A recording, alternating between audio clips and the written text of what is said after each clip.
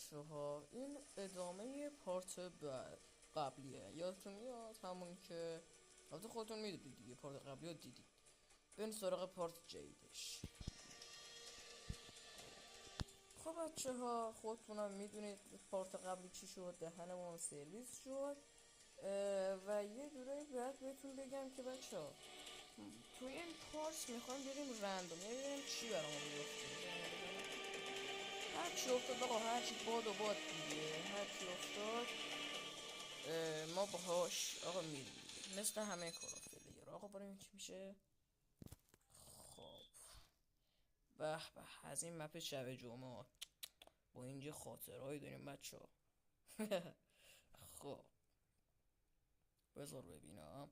ببین من که تو این مپ فن اسنایپ نیستم، بیشتر گان برمیدارم. مثلا همین گانی که دستم مثلا کن.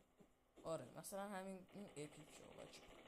هنوز یه دونه لجند هم ندارم، به دل نگیر. بیشتر اوقات همینو برمیدارم و واقعا هم گان خوبیه بچه.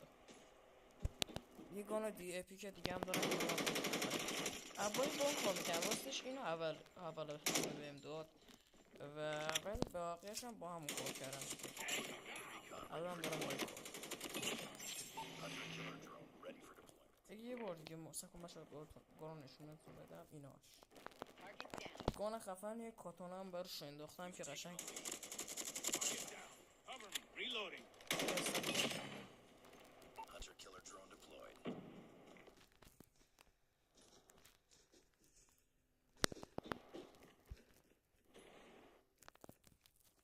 اینجا که آها انمی پیدا شد. اتفاقا من ازم آره توی همه اینجا شانس داری به خدا وگرنه لعنت. اینجا باید کاتانامو در بیار. آها بچه های این گاگ بچه حواستون باشه بچه تو این مپ هیچ وقت نره اینجا. اگه قطار اومدن فرار کنید، چون پرو پلایر میدن چه اتفاقی میفته. اونایی که تازه با کالا فلاش نشدن میگن بچه ها نیاین اینجا باسن. اگر وای میسته قطار اومد حواستون باشه که دهنتون سرویس میشه بهتون